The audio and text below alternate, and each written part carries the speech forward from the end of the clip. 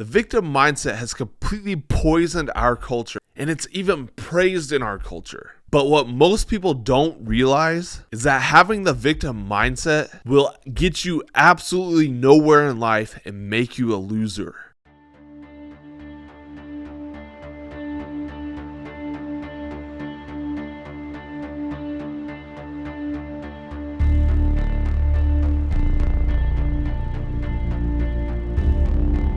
What's up, guys? Welcome back to another episode of the American Dream Podcast. I'm so glad to have you guys here. If you're new to the channel, welcome to the channel. If you're back again for your second, your third, your fourth, whatever video that you've watched, thank you for being here. Thank you for the support. And if you don't know who I am and what this is, my name is Josh, and I am the founder and I guess you call it CEO of a business called American Dream, and it's basically right now all that it is a podcast. Don't have any products or anything yet, but I will be pre-launching my first product the beginning of March, so make sure you guys keep your eyes out for that. But American Dream is founded on 6 principles: faith, family, fitness, finance, firearms, and freedom. F6 is what we call it. And I feel like those are the core principles that we should live by as Americans, as humans, and that is what I want my business to be built on. So everything that you see on this podcast will be related to at least one of those 6 principles, but more than likely it's going to include a whole bunch of them. So again, I thank you guys for being here.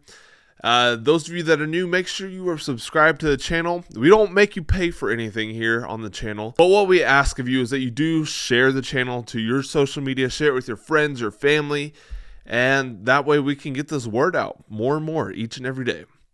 But thank you guys for your support, and then also make sure you are subscribed to our newsletter called the Waypoint, and then go join our Facebook community group called the Rally Point.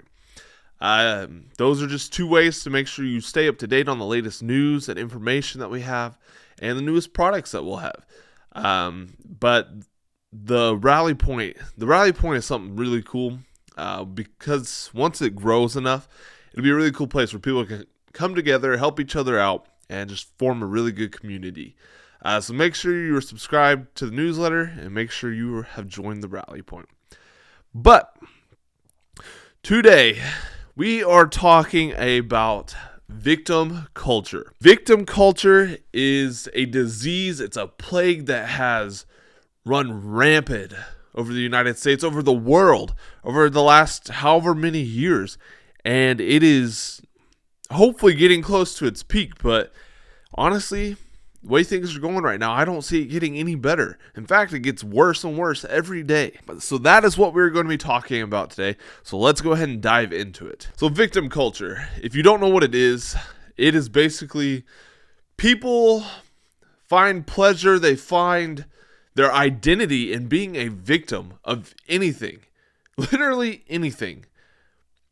From the very least problems to the worst problems. People find themselves as a victim and they identify as that, and they let that be their identity. And if you don't treat them like a quote-unquote victim, you're a bad guy. And I'm sick of it. I don't know about you guys, but I am honestly super sick of all of it. Because victim culture sets you up to be a loser. And if we're a country full of victims, how are we ever going to withstand another country trying to take us over, trying to push things into our country that we don't want? But when you're constantly a victim, you can't put up any defense because you're sitting there and be like, hey, China, we're a victim. Please don't do anything to us. I guarantee you they're not going to listen to it. But, so the first question I've got for you is, why is victim culture so popular? And it's just that.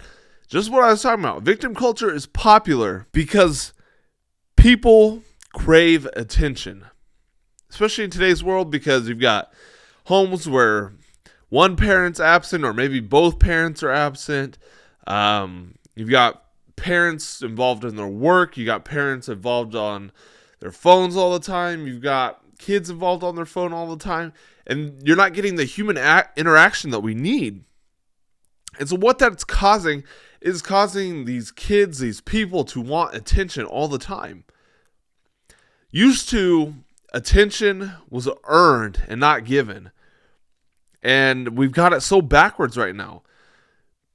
We think we are entitled to attention. We think we should always be given attention. Our culture and people in our culture now, they play the victim card so they can get attention. And so you'll feel sorry for them. So they might even get handouts. I know plenty of people out there in the world that they play the victim card. They want you to feel sorry for them. That way you'll give them money, give them things, give them sympathy, whatever. You tell them words that make them feel better about themselves. And then in the world of social media, victim culture is praised. And it's ridiculous. I don't understand it. It drives me so crazy. Because, granted, I haven't been doing this super long. But I could post a video that's super encouraging, super motivating, and it gets a few hundred views.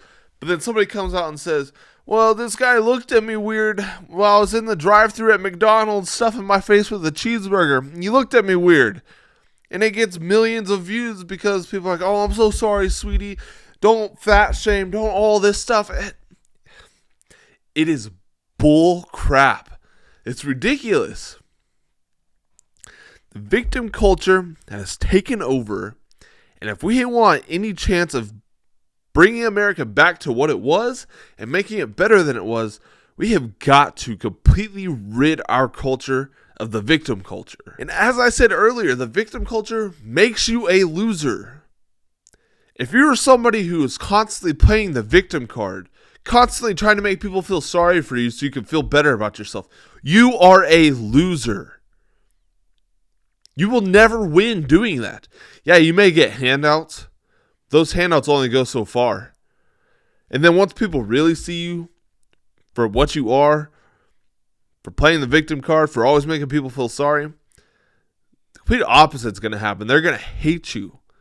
And then when you do actually need help, nobody's going to be there. But the thing is, it's not even worried about the outward thing. The inward effect of playing the victim card so much, you actually assume the life of a victim. Your life begins to really suck. Because when you're playing the victim card all the time, you start acting like a victim, you take the mentality of a victim, and you do things like you lose your job, you splurge money on things you don't need to.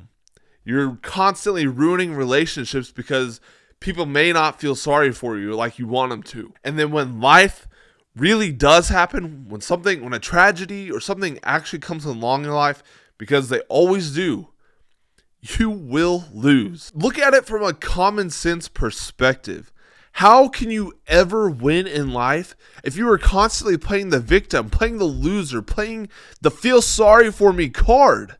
How can you ever win doing that? How are you ever going to become the best version of yourself when you constantly feel like you are owed something by everyone else out in the world?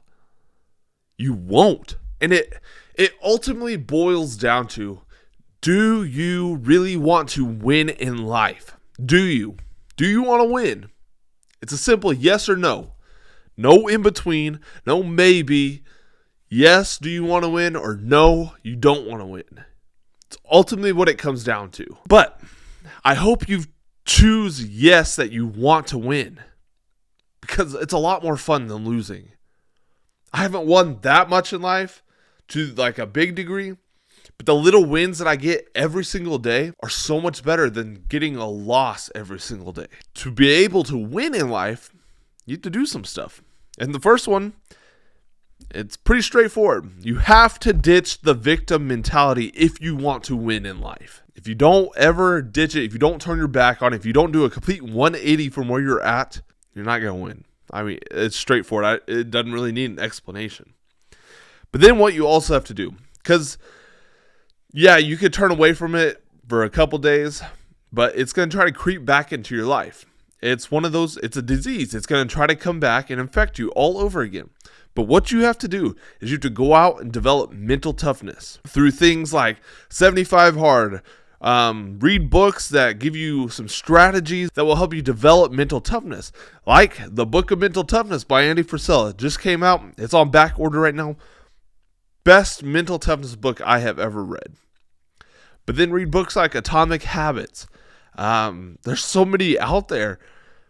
But you have to become disciplined in your daily routines. That way you can have those little wins throughout the day. But without mental toughness, without discipline, you won't be able to ditch the victim mentality and you won't be able to win. When you become disciplined, when you become mentally tough, you have to develop personal excellence in all areas of your life. Mentally, physically, spiritually, financially, relationshiply. You have to become personally excellent in all of those. And listen to me when I tell you this. It is going to take a lot of time. Well, in big picture, it's not a lot of time, but it's going to feel like it takes forever while you're doing it. 75 Hard, 75 days. You think big picture, wow, that's not very much. But when you're actually doing it, when you're, let's say I'm day 21, day 22 in right now, it seems daunting still, even though I'm almost a third of the way through. But you have to become personally excellent. You have to be constantly learning. You have to be getting in shape and putting the right fuel into your body. You have to take care of yourself and learn how to minimize stress. Learn how to have fun. Actual fun, not going out partying, getting drunk and wasted fun. But learn how to have fun with your family, your friends, without involving alcohol and all the other crap. And then financially, you got to get your bank account right. Get out of debt. Start investing. Saving money. And make sure you're good there. The number one stressor in most people's lives, in most relationships, is money. So go out and get personally excellent through the number of outlets that I named, and there's so many more. And then the big picture thing that you have to do to get rid of the victim mentality and to be able to win in life is you have to shift your perspective.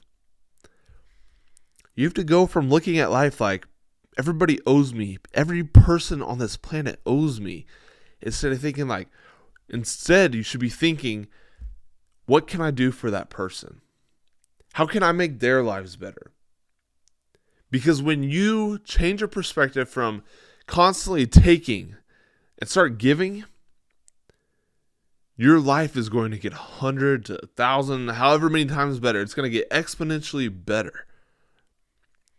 Because when you provide value, value has an exponential multiplier. So you just say it's like putting $2 into something and getting $100,000 back just because you decided to provide a little bit of value for somebody. Yeah, the lifetime of it may take a while, but when you provide value, when you switch from taking value all the time to giving value, first of all, you feel fulfilled, which, whether you know it or not, every human has an underlying purpose to feel fulfilled and to do things that are fulfilling. And providing value does that for you. If you want to win in life, you have to do those things. You have to ditch the victim mentality. You have to develop mental toughness. You have to become personally excellent in every area of your life.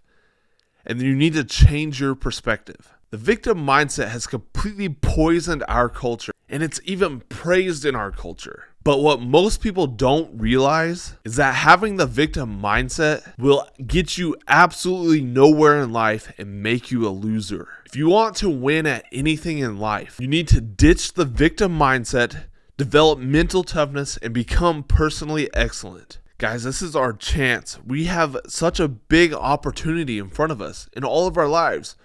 Whether it's at your job, in your family, in the schools, in your community, whatever. We have such a big opportunity right now to change the course of how our country is going to go over the next 10, 20, 30 years. I don't know about you guys. I don't know how old you are. But I'm almost 24. I've got hopefully at least 50 more years on this earth. I can tell you, I want those 50 years to be the best 50 years they could possibly be. And the kids that I have, I want them to have the best life they could possibly have. I want my grandkids to have the best life they could possibly have. But the only way to guarantee that, if you and if I commit to ourselves to become personally excellent, that is the only way that we can guarantee that. It starts with you. It starts with me. It starts with one person. And then it takes everyone else seeing the change in your life, change in my life, for them to go and make the same change in their lives. And that, my friends, is how we will retake our country, how we will get it back to where it was, and then make it better than it has ever been. Guys, this is the American Dream podcast. I hope you guys got tons of value out of today's episode. Thank you guys for being here today. Make sure you are subscribed to the channel, subscribe to the newsletter, join the Facebook group. Make sure you please share this with your friends and family, because that is the only way we will make our country the best it's been. You guys are so awesome, and I appreciate all the support. There's a lot of good stuff coming, guys. I cannot wait to share it with you. But make sure you guys check the description for all the links and everything down there. Thank you guys again for being here. I love you guys. And remember, success takes work, work takes time, and time is limited. So get out there and get to work.